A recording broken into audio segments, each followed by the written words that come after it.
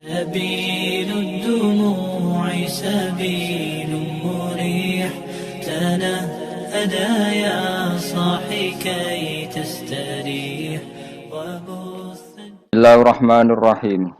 Niki kalimat ini kalau angsal saking kitab I'anatul Thalibin tapi sing takriran.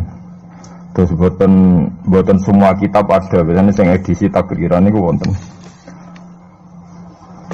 Awalnya ini didamel wiridan kangge ngurip-ngurip Lailatul Id.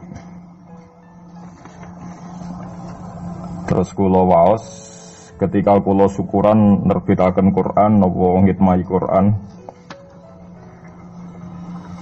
Kula sering maos kadang-kadang 70 kali macam-macam. Tapi saya pastikan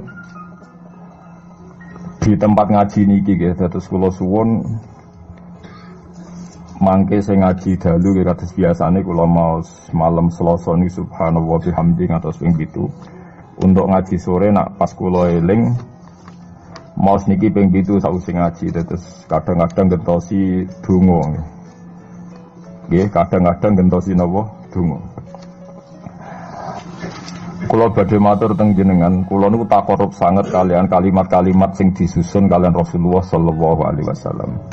Terus ngeten maknane mizan nih. Mizan itu wonten kalih, timbangan ada kalih. Timbangan pembanding. Jadi misalnya saya punya amal buruk banyak. Dia amal buruk banyak, terus ada amal baik banyak. Sebetulnya amal buruk itu mudah sekali talasat. Talasat itu hilang, nggak dinilai sama Allah. Karena kebetulan buruk itu nggak ada. Niki ilmu kelas hakikat di rumah balik. Rumah nggak salah paham. Ya. Amal buruk itu banyak yang nggak ada. Amal baik itu ada tanpa kita mengamalkan. Irwono sekali sampean salah paham bahaya. Misalnya begini, sampean saya beri contoh. Ada orang mengatakan Isa itu Tuhan. Hakikat Isa Tuhan itu ada enggak? Enggak ada kan? Batu Tuhan juga enggak ada. Terus kita dalam hidup misalnya bergantung uang, bergantung fasilitas duniawi. Sebetulnya hakikat makan makanan, minuman bisa menopang kehidupan kita ya udah ada juga. Karena makanan itu yang makhluk yang fana. Ilmu yang diciptakan manusia itu yang makhluk yang sama-sama fana. Yang hakikat ada yang tidak mungkin hilang abadal abad selamanya lama, meskipun nanti setelah akhirat selesai pun itu hanya la ilaha illallah, bahwa yang berperan, yang aktif, yang al-fa'ilul mukhtar, pelaku sejarah, pelaku apa saja hanya Allah Subhanahu wa ta'ala. Sehingga kenapa ini kelirunya orang Khawarij? Sehingga kenapa orang yang dalam hidupnya pernah meyakini la ilaha illallah secara ikhlas dan benar. Saya ulang lagi. Satu kali pun orang dalam hidup pernah meyakini la ilaha illallah secara ikhlas dan benar. Itu mbok atusan taun ning gone neraka, tetap nanti itu masuk swarga. Mergo kebatilan yang ia lakukan itu dianggap tidak ada. Kenapa dianggap tidak ada? Memang hakikat kebatilan itu tidak ada. Yang ada adalah la ilaha illallah.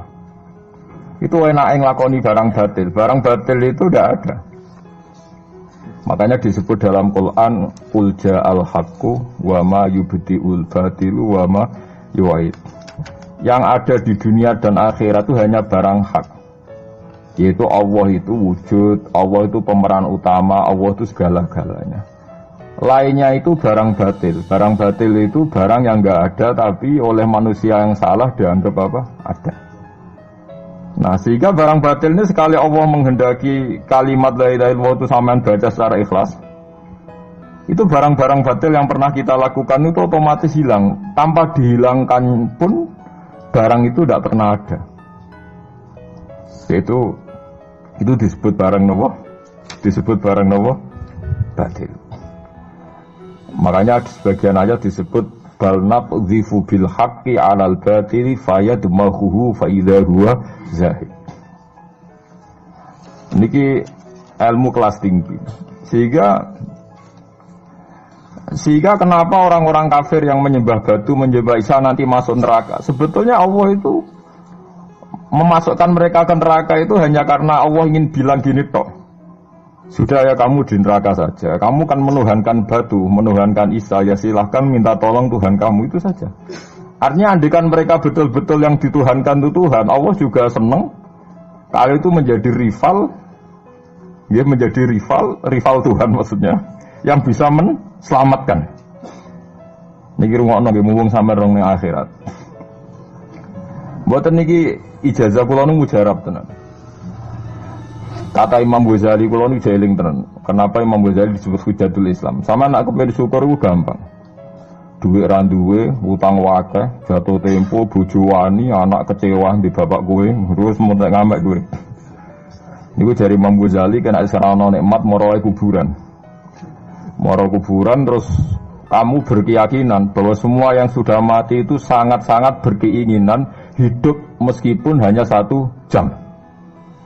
Wong sak donya mulai Nabi Adam nganti saiki kabeh berharap dihidupkan lagi meskipun 1 jam karena ingin membenahi kalimat tauhid la ilaha illallah. Lah kowe iku jek urip. Kowe iku jek urip. Berarti wong sak miliar-miliar sing wis mati iku iri mek kowe. Mergo kowe jek urip. Nah, berarti terus kowe syukur, ya Allah, apapun masalahnya di dunia saya ini hilang semua mergo kula ijek urip. Kula balen malih. Dengan demikian kowe muni alhamdulillah aku fasih. Piye wae kowe iku duwe nikmat rupa-rupane urip yang sangat diingini oleh Firaun sekalipun, oleh Namrud, oleh Qarun, orang-orang miliarder dulu, itu sangat berkeinginan sing jenenge urip. Lah kowe nyatane saat ini napa? Ijek urip. Berarti ini luar biasa. Paham napa? Luar biasa. Ini tak warai ilmu tauhid itu. Terus nanti setiap saya ngaji setelah selesai sampean baca dijiwai. Sebab itu ketika orang kafir dimasukkan neraka itu sebenarnya Allah itu hanya bilang gini, wakilat usyurakaakum fada'auhum falam yastajibu lahum wa ra'awul adzab. Tidak apa-apa, kamu sekarang masuk neraka, kamu tidak menuhankan saya. Kamu minta tolong sama Tuhan kamu. Nah, ketika demikian kita pernah menuhankan yang paling ekstrim tentu menuhankan Yesus atau menuhankan batu, menuhankan dewa-dewi, atau mungkin Tuhan di bawah itu ya kita menuhankan uang, menuhankan sebab, menuhankan jabatan macam-macam sehingga mengalahkan Tuhan sejati Allah. Terus mereka minta Tuhan-Tuhan itu supaya menolong.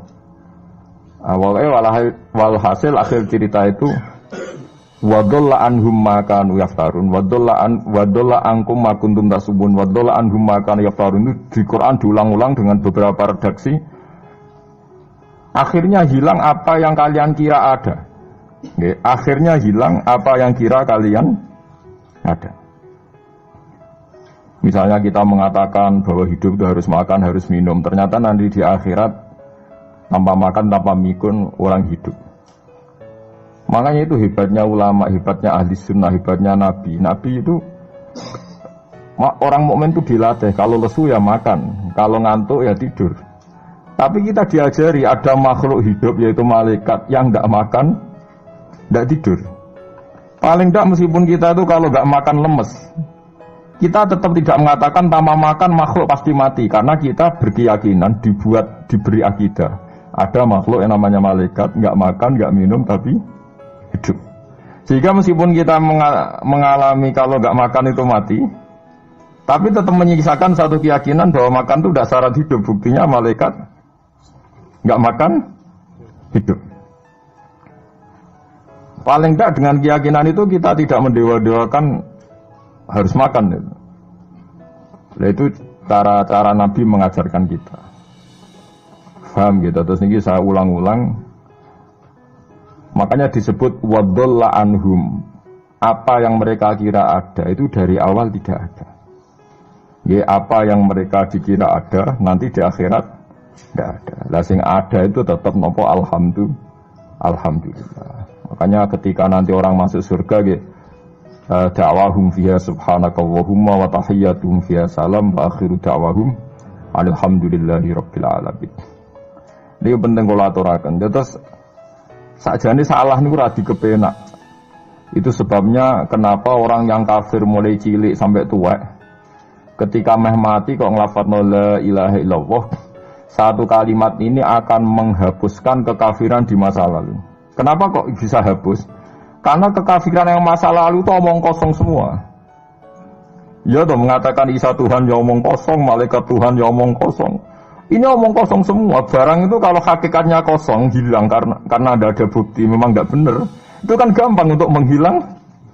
Itu podo karo wong mending ini. 3 miliar ambek 3 miliar. Iku podo karo 5 rupiah. Bariku gremeng meneh. 1 triliun mbek 1 triliun podo karo 500 rupiah. Omongan gremeng itu kan ya wong edan ngoten lho kan. Berarti sak urip-uripe muni Isa pangeran ya edan. Muni liyane pangeran itu kan omongan ra penting semua. Meskipun disebut tuh miliar triliun tapi kan cara guru biji busak kan gampang dobong ae wong ndak. Tapi malaikat bagian katabah, bagian nulis, iku ora wani ngobong la ilaha illallah ben kuwalat tapi pangeran. Makanya saya pastikan sekali sampean nglafadz la ilaha illallah itu benar. Malaikat sing sentimen mbek sampean pun tidak bisa bakar itu. Kualat den. Paham juga maksudnya? Paham ya? Jadi jelas gitu kenapa kalimat itu begitu dikjaya. Paham ya? Begitu dikjaya.